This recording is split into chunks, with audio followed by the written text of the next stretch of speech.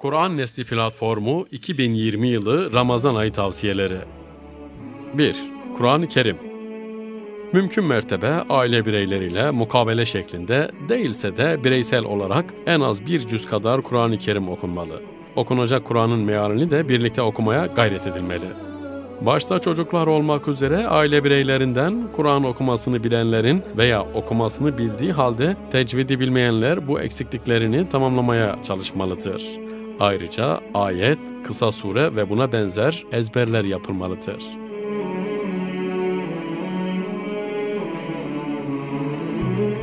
İki, namaz.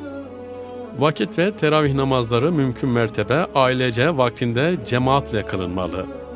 Duha, evvabin, vitir, teravih, teheccüd ve abdest namazı gibi nafile ibadetleri ihmal edilmemelidir.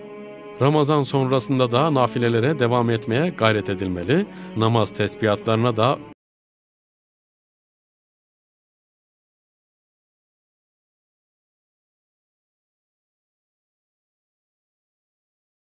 Ramazan ayı boyunca dua ve niyaza ağırlık verilmeli, bolca cevşen okuyarak tesbihat yapılmalıdır.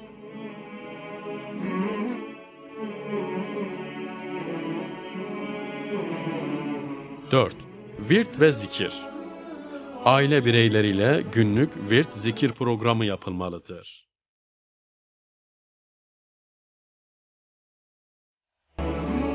5. Kültürel okuma. Aile bireylerinin ihtiyaçları dikkate alınarak günlük 1 saat kadar kültürel ders yapılmalı ve bu kapsamda aile bireylerinin ihtiyaç duyduğu İslami ilimler, ilmihal, siyer, tefsir, akaid, hadis ve buna benzer gündemdeki konular ve kültürel olarak ihtiyaç duyulan ortak konular üzerinde durulmalıdır. Ayrıca seviyeye uygun hadisler ezberletilmelidir.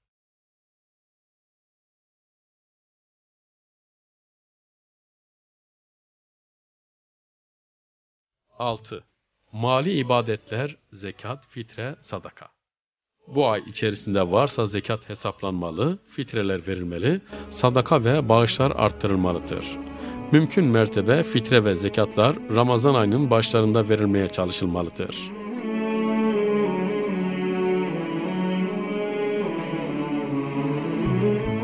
7. Sıla-i Rahim.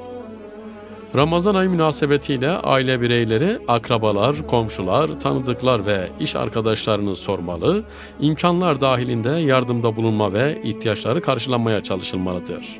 Mevcut salgından dolayı evlerde ziyaret mümkün olmasa da telefonla görüşülmelidir.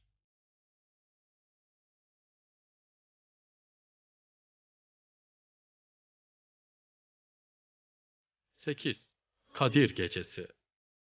Ramazan ayının son 10 gününün tekli geceleri mümkün olduğu kadar ibadetle geçirilmeye çalışılmalıdır. Bu arada ailece cevşen ve benzeri dualar okunabilir, Kur'an ve sünnet ile ilgili sohbetler de yapılabilir.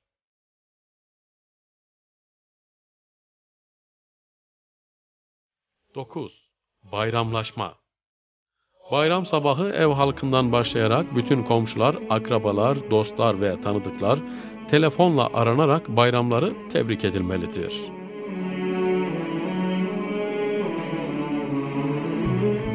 10. Ramazan sonrası.